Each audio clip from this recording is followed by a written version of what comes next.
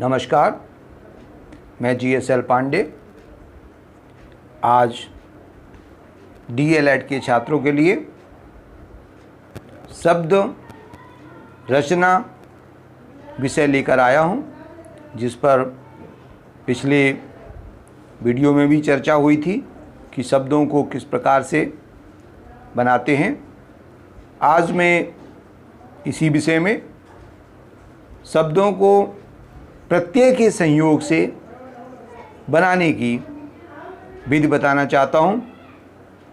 प्रत्यय ऐसे शब्द होते हैं जो मूल शब्द के पीछे जोड़े जाते हैं।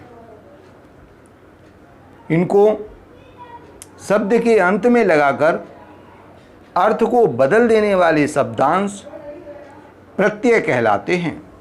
जैसे कार प्रत्यय को साहित्य मूल शब्द में लगाने से शब्द बनता है साहित्यकार।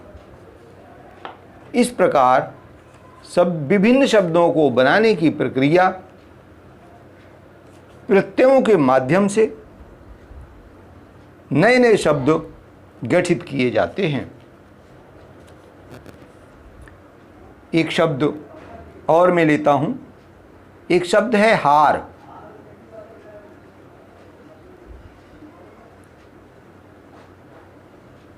हार और दूसरे शब्द लेते हैं।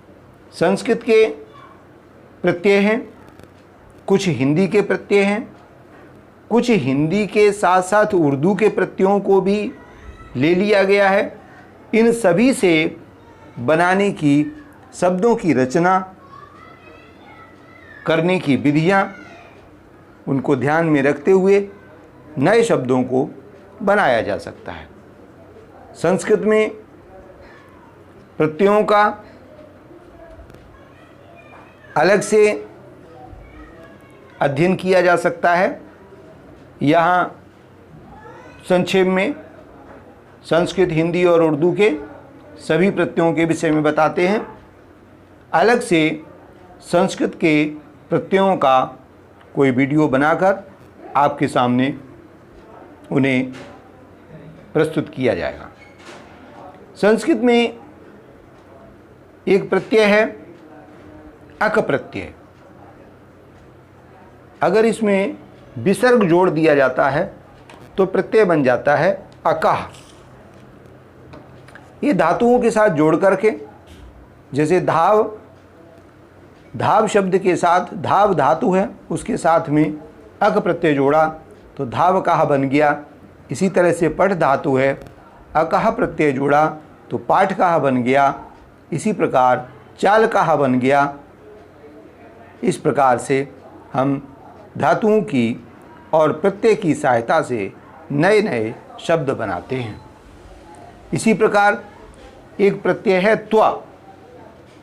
यह किसी भी शब्द में जोड़कर, जैसे बंधु में त्व जोड़ा तो बंधुत्व, महत, महत में त्व जोड़ा तो महत्व, घन, घन में त्व जोड़ा तो घनत्व, लघु में त्व जोड़ देंगे तो लघुत्व। इस प्रकार से नए नए शब्दों का निर्माण किया जा सकता है। आगे बात करते हैं हिंदी प्रत्ययों की।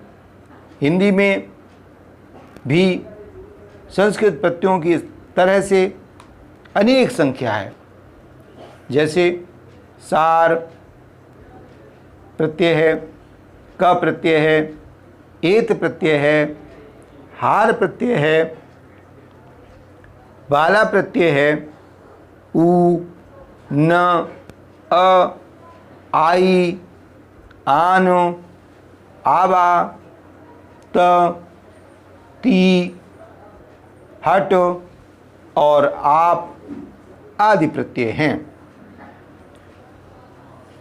इनमें से कुछ मैं उदाहरण लेना चाहता हूं। जैसे एक प्रत्यय का नाम मैंने लिया हार प्रत्यय, तो यह शब्दों में इस प्रकार से जोड़ा जाएगा। जैसे एक शब्द है पालन, तो पालनहार बन गया। खेवन, खेवन से खेवनहार बन गया। मनिहार बन गया।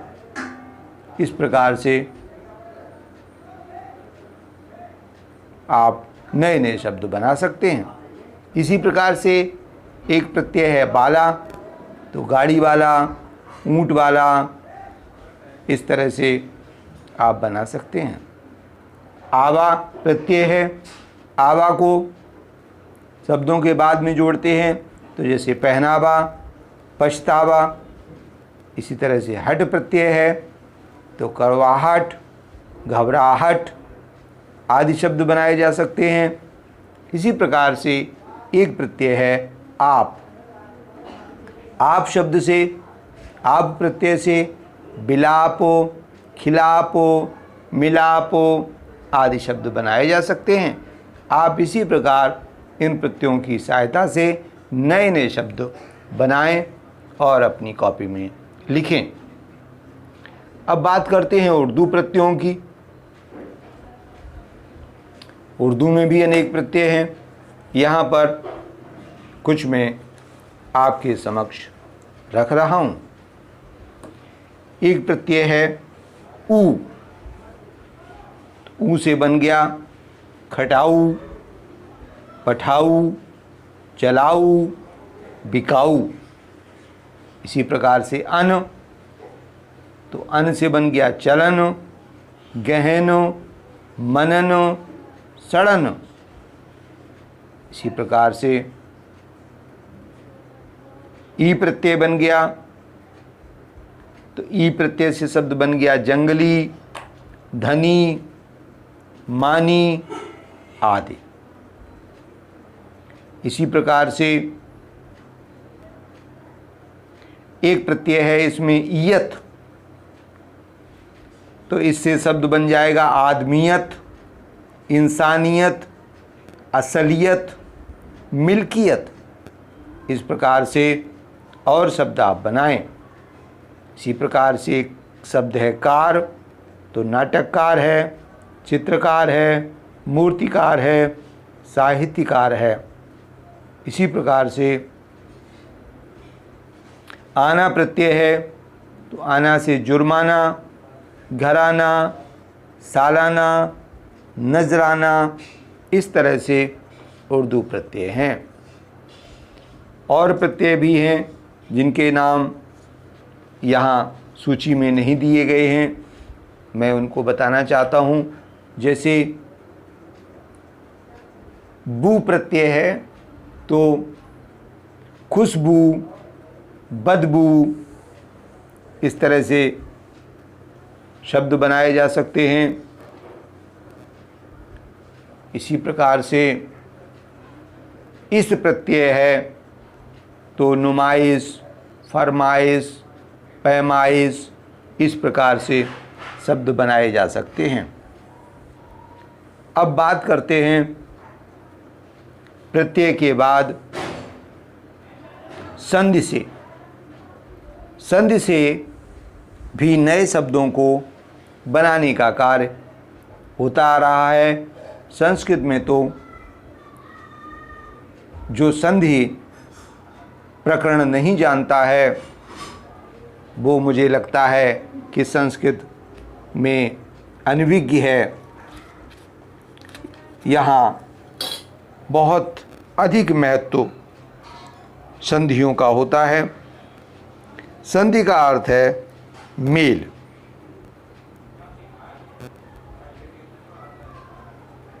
इसकी परिभाषा में कहा जा सकता है कि दो शब्दों के मेल को संधि कहते हैं। दूसरे शब्दों में दो शब्दों के मूल का संयोग से जो परिवर्तन होता है, फिर से देखें कि दो शब्दों के मेल से जो परिवर्तन होता है वह संधि कहलाता है। संधि तीन प्रकार की होती हैं। हिंदी और संस्कृत में, दोनों में हम एक ही तरीके से समझेंगे। संधि तीन प्रकार की होती हैं। नंबर 1 स्वर संधि होती है, नंबर 2 व्यंजन संधि होती है और नंबर 3 विसर्ग संधि होती है। ध्यान दें कि हमारी वर्णमाला में 3 प्रकार के वर्ण माने गए हैं। कुछ स्वर वर्ण माने गए हैं और कुछ व्यंजन वर्ण माने गए हैं, और एक स्वर बीच में रहता है, एक वर्ण अह, जिस पर 2 विसर्ग रहते हैं, उसे विसर्ग वर्ण माना गया है। इस प्रकार से वर्णमाला को 3 भागों में बांटा जा सकता है। उसी वर्णमाला के आधार को ही संधि का मूल आधार माना गया है। अब बात करते हैं स्वर संधि की। स्वर संधि 2 शब्दों के मेल से जो परिवर्तन होता है, 2 स्वरों के मेल से जो परिवर्तन होता है, उसे स्वर संधि कहते हैं। जैसे शिव प्लस आलय, तो शब्द बन गया दोनों को जोड़कर शिवालय। इसी प्रकार महा प्लस ईश, दोनों को जोड़कर शब्द बन गया महेश। इसके बाद आता है पर प्लस उपकार, तो दोनों को जोड़कर बन जाता है शब्द परोपकार। इसी प्रकार तथा प्लस एव, इन दोनों को जोड़कर शब्द बन जाता है तथैव। इस प्रकार स्वर संधि के विषय में हमने जाना। यहाँ पर बात हम करते हैं शब्द रचना की, इसलिए संधि को बहुत विस्तार से नहीं ले रहे हैं। वैसे संधि प्रकरण को अलग से विस्तार से सीखा जा सकता है।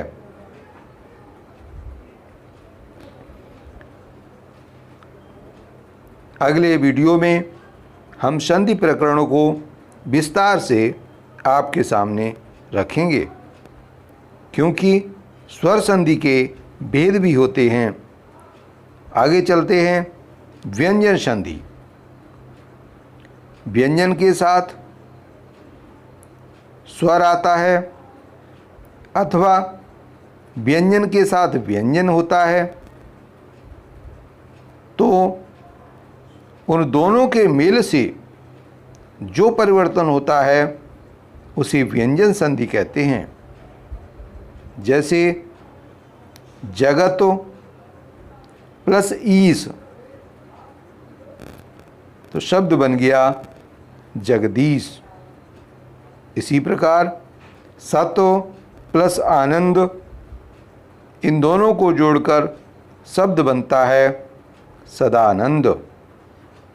इसी प्रकार 200 प्लस चरित्र, तो शब्द बन जाता है दुष्चरित्र।